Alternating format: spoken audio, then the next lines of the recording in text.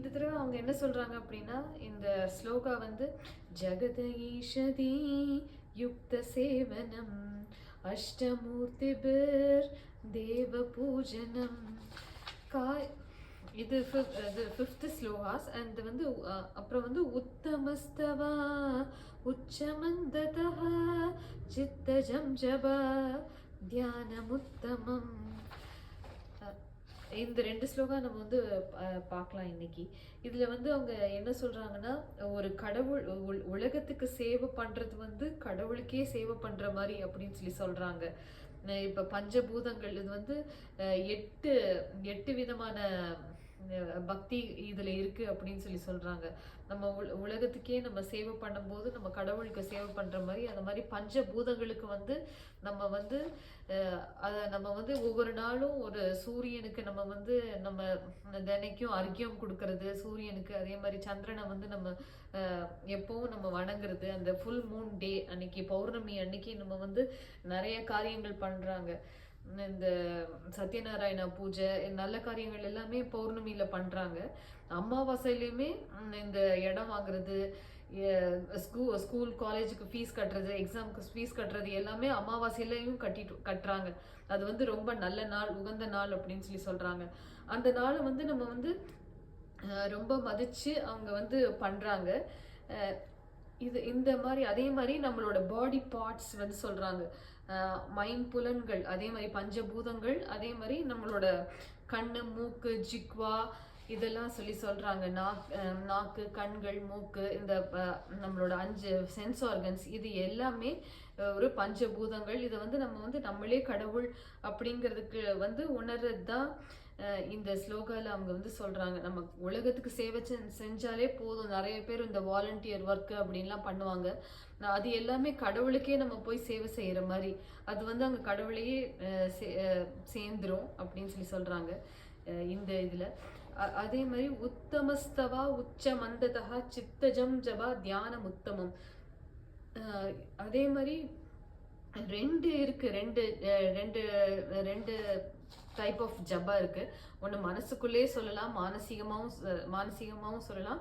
First இல்லை அப்படின்னா முன்னாடி லவுடாகவும் சொல்லலாம், சத்தமாகவும் சொல்லலாம், அது மனசுக்குள்ளேயும் சொல்லலாம். அதுக்கப்புறம் அந்த மனசையும் நிறுத்திட்டு மைண்ட்லேயே நம்ம வந்து சொல்லணும். அதில் அந்த மாதிரி ஜபம் வந்து 2 ஜபம் இருக்குது.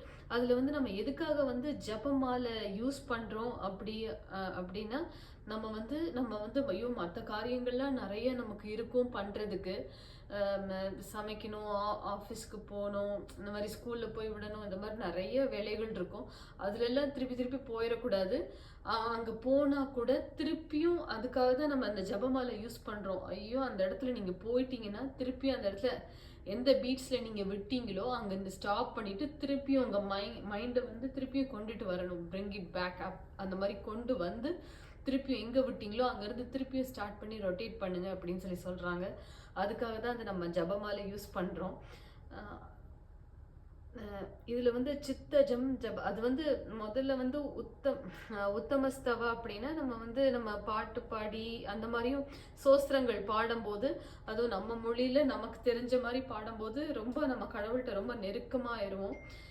அதே மாதிரி உச்ச மந்ததா அதே மாதிரி சைலண்டாக நம்ம ஜபம் பண்ணும்போது அதுவும் நமக்கு ரொம்ப நல்லா இருக்கும் அப்படின்றாங்க. அதுக்கப்புறம் சித்தஜம் ஜபா அப்புறம் மைண்ட்லேயே நம்ம பண்ணும்போது பண்ணிக்கிட்டே இருக்கணும்.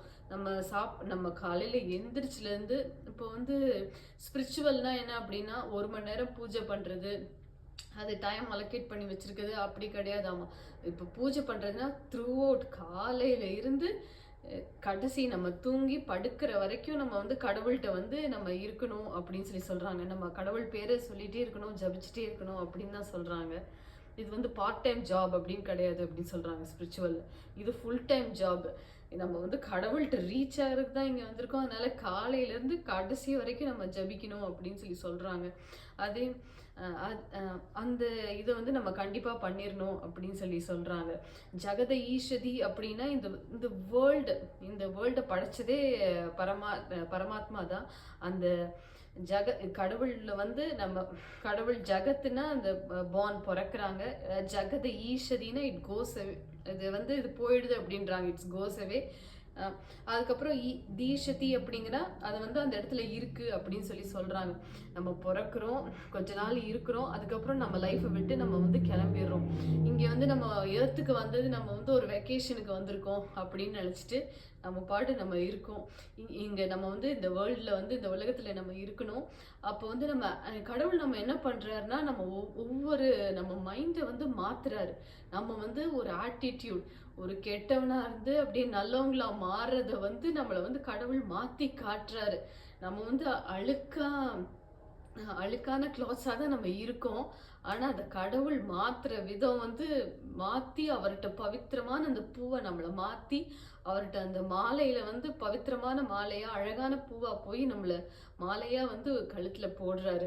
அதுக்குதான் கடவுள் விரும்புறாரு. அது அந்த ஒவ்வொரு நாளும் ஒவ்வொரு நிமிஷமும் நம்மள வந்து மாத்திக்கிட்டே இருக்காரு. நம்ம தூய்மைப்படுத்திக்கிட்டே இருக்காரு. நம்ம வந்து ஈகோஸ் எல்லாத்தையுமே கட் பண்றாரு. நம்ம வந்து ஐயோ நம்ம அதை பண்ணிட்டோமே அப்படின்னு சொல்லி நம்ம கவலைப்படுறோம். எதுக்காக சத்சங்கம் நம்ம வரோம் அப்படின்னா, நம்ம நினைக்கிறோம் ஐயோ நம்ம இந்த முடிவை எடுத்துட்டோமே, நம்ம கொஞ்சம் யோசிச்சு எடுத்துருக்கலாமே அப்படின்னு நம்ம நினைப்போமா. நம்ம மைண்டு சொல்லுமா, சே கொஞ்சம் யோசிச்சு எடுத்துருக்கலாம், இந்த இடத்துல கொஞ்சம் பார்த்து யோசிச்சிருக்கலாமே, நம்ம ஐயோ கல்யாணத்துல நம்ம புடவையில எடுக்கும் போதே இதை விட அந்த முகூர்த்த புடவை நல்லா இருந்திருக்கும், அதை எடுத்துருக்கலாம், அதை விட்டுட்டோமே. ஒரு லைஃப் நமக்கு வந்து இப்போ மாப்பிள்ளை காட்டும் போது என்ன சொல்லுவாங்கன்னா 2-3 சாய்ஸஸ் தான் காட்டுவாங்க, ஒரே சாய்ஸ் எல்லாம் காட்ட மாட்டாங்க. அப்போ வந்து இதை விட பெட்டரா எடுத்துருக்கலாமே அப்படின்னு நம்ம வந்து அப்போ அங்கே நம்ம செலக்ட் பண்ணி அப்போ விட்டுருவோமா. அப்புறம் விட்டுட்டு அதுக்கப்புறம் பின்னாடி ஃபீல் பண்ணுவோமா, ஐயோ அது மிஸ் பண்ணிட்டோமே அப்படின்னு. ஆனால் அதுக்கு தான் வந்து நீ வந்து இல்லை மிஸ் பண்ணலை, எதுக்கோ நான் உன்னை வந்து நான் சத்சங்கத்தில் நான் சேர்த்துருக்கேன் அப்படின்னா நீ தப்பான முடிவை எடுக்கலை அந்த இடத்துல. அதே ஏதோ ஒரு காரியத்துக்காக நான் வந்து கடவுள் வந்து உனக்கு அதை கொடுத்து வச்சிருக்காரு. அதுக்காக நீ சத்சங்கத்துல வந்து சேர சேர சேர உன் மைண்ட் வந்து பியூரிட்டி கிடைக்குது. சித்த சுத்தி, சித்த ஏகாகிரதா, சித்த விஷாலதா அப்படின்னு சொல்றாங்க. மைண்டு வந்து பியூர் ஆகுது. அதே மாதிரி ப்ராடா திங்க் பண்றீங்க, ரொம்ப விசாலமா திங்க் பண்ண ஆரம்பிச்சிருவீங்க. இது எல்லாமே கடவுள் கொடுத்தது அப்படின்னு சொல்லி சொல்றாங்க. எப்போ வந்து நம்ம சில பேருக்கு வந்து பூஜை வந்து 2 டைப் இருக்கும். சில பேர் வந்து 3யுமே பண்ணணும்னு சொல்றாங்க. கிரேட் 1 பூஜை, கிரேட் 2 பூஜை அப்படின்னு சொல்றாங்க.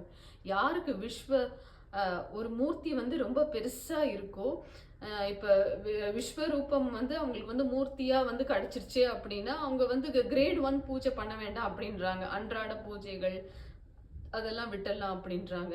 யாருக்கு வந்து இந்த வேர்ல்டுல வந்து எல்லாருக்கும் இப்போ நீங்க ஒரு ரோட்ல போறீங்க, எல்லாரையும் நீங்க பாக்குறீங்க, கோயிலுக்கு போறீங்க, எல்லாரையும் பாக்குறீங்க.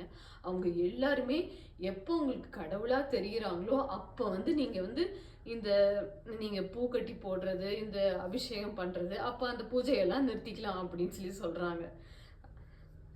ஆனா அந்த அளவுக்கு நீங்க வந்து எப்போ உங்களுக்கு அந்த மாதிரி தெரியலையோ அது வரைக்கும் நீங்க பூஜை பண்ணிட்டே இருக்கணும் அப்படின்றாங்க. ஆனா ராமகிருஷ்ணர் வந்து என்ன பண்றாரு, அவங்க ஒய்ஃபை வந்து கடவுளா அம்பாளா பார்த்துட்டு அவங்களுக்கு சோடச உபசாரம் பண்றாரு.